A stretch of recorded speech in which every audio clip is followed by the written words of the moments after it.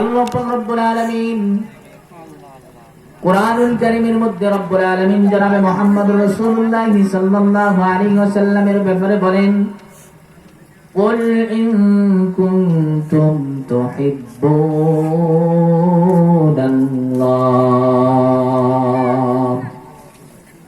ফাত্তাবিউনি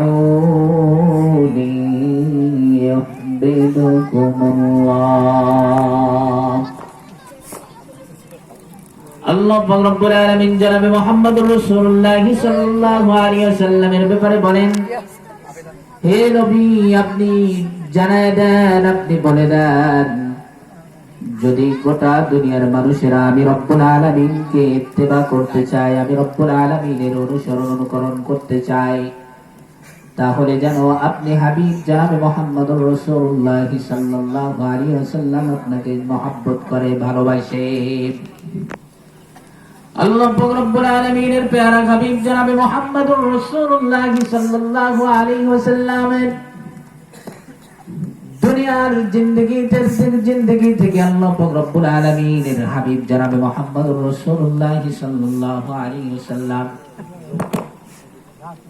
যত বিপদ আপদ মুসিবত গুলো রব্বুল আলামিনের প্যারা হাবিব সহ্য করেছেন, তার মধ্যে গুরুত্বপূর্ণ, তার মধ্যে অন্যতম একটা বিষয় ছিল তায়েফের ময়দানের ঘটনা।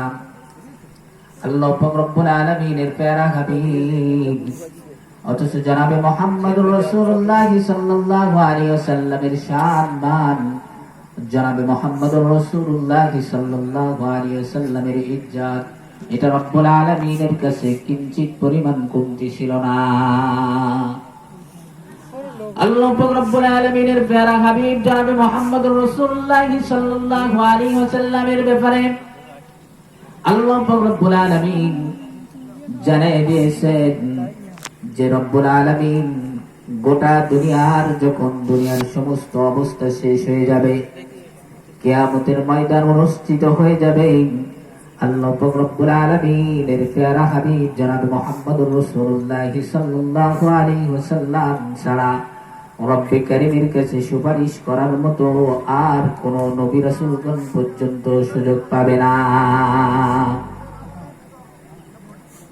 এজন্য আমাদেরকে আল্লাহ রাব্বুল আলামিনের হুকুম আহকামের প্রতি, রাসূল করিম সাল্লাল্লাহু আলাইহি ওয়াসাল্লামের সুন্নাতের প্রতি আমাদের প্রত্যেককে অনুসরণ অনুকরণ করে রাসূল করিম সাল্লাল্লাহু আলাইহি ওয়াসাল্লামের সুন্নাত মাফিক জীবন যাপন আমাদেরকে করা একান্ত জরুরি এবং কর্তব্য।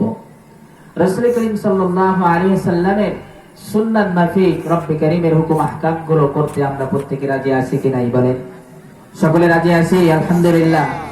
আল্লাহ রাব্বুল আলামিনের হাবিবের যে সুন্নাত গুলো আছে, এই সুন্নাত গুলো যদি আমরা ধরতে পারি, আল্লাহ রাব্বুল আলামিনের প্যারা হাবিব জনাব মুহাম্মদুর রাসূলুল্লাহ সাল্লাল্লাহু আলাইহি ওয়াসাল্লাম আমাদেরকে আখিরাতের ময়দানে কঠিন মুহূর্তে, যেই সময়টাতে আল্লাহ তাআলা প্রত্যেকটা মানুষ কিয়ামতের বিভীষিকাময় ময়দানে, যে সময় প্রতিটা মানুষ ইয়া নাফসি করতে থাকবে, সন্তান পিতার খবর নেবে না, পিতামাতা সন্তানের খবর নেবে না, স্বামী স্ত্রীর খবর নেবে না, স্ত্রী স্বামীর খবর নেবে না।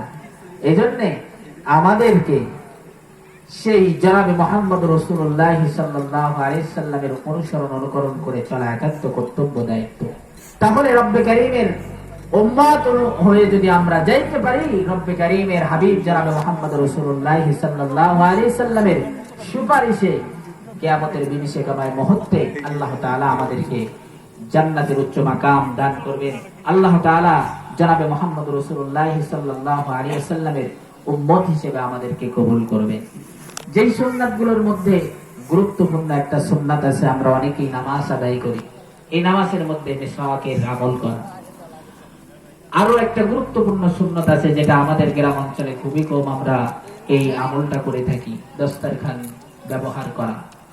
প্রতিটা পরিবারে যদি আমরা দস্তরখান ব্যবহার করে খানা খাইতে পারি, এটা আল্লাহ রাসূলের গুরুত্বপূর্ণ একটা সুন্নাত। এই সুন্নাত যদি আমরা পালন করতে পারি, ওই পরিবারের সমস্ত রিজিকের অভাব দূর করবেন যিনি, তিনি কে বলেন? আল্লাহ তাআলা। আমরা আল্লাহ রাসূলের প্যারা হাবিবের সুন্নাত আঁকড়ে ধরবো, তো রব্বে কারীম আমাদেরকে আমাদের সমস্ত বিপদ আপদ মুসিবত থেকে হেফাজত করবেন। তো এই সংক্ষিপ্ত আকারে আমরা দস্তরখানের আমল করতে পারি, মিসওয়াকের আমল করতে পারি, আমরা পাঁচ ওয়াক্ত নামাজ সুন্দরভাবে জামাতের সাথে আদায় করব। আল্লাহ তাআলা আমাদের প্রত্যেককে যে যেখানে থাকি আমরা নামাজটা, যেটা রব্বে কারীমের গুরুত্বপূর্ণ মৌলিক স্তম্ভগুলোর মধ্যে একটা হলো সালাত কায়েম করা। এই নামাজ আমরা মুসলমান, আমাদের বালেগ যারা, আমাদের নারী পুরুষ প্রত্যেকের জন্যই জরুরি। একটা ওয়াক্ত নামাজ যদি আমি ইচ্ছাকৃত ভাবে কাজা করি তাহলে অনেক অনেক সময় ধরে আল্লাহ তাআলার হাবিব বলেন যে জাহান্নামের আগুনে জ্বলতে হবে। তো আমরা সকলে যে যেখানে থাকি পাঁচ ওয়াক্ত নামাজ আমরা আদায় করব, এই ওয়াদা আমরা সকলে করতে পারি না? সকলে একটু আল্লাহ তাআলার দরবারে হাত উঁচু করে দেখায় যে রব্বে কারীম, আমরা আজ থেকে পাঁচ ওয়াক্ত নামাজ যেখানেই থাকি জামাতের সাথে আদায় করার চেষ্টা করব, রাসূল কারীমের সুন্নাত তরিকা অনুযায়ী আমরা চলার চেষ্টা করব। আখিরি দাওয়ানা আলহামদুলিল্লাহি রাব্বিল আলামিন।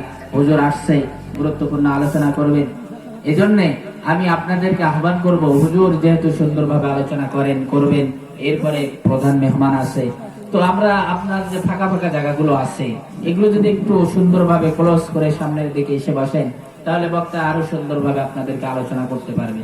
এজন্য আপনাদের সুন্দরভাবে আলোচনা শুনতে হলে একটু সবাই কাছাকাছি চলে আসেন দয়া করে।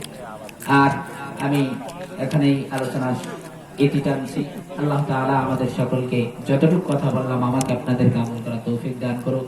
খোলামেলা অবস্থায় কথা বলছি, আমি আপনাদের কাছে মাফ চাই, দোয়া চাই, আল্লাহ তাআলা যেন আমাকে ঈমানের সাথে আমলের সাথে থাকার তৌফিক দান করেন।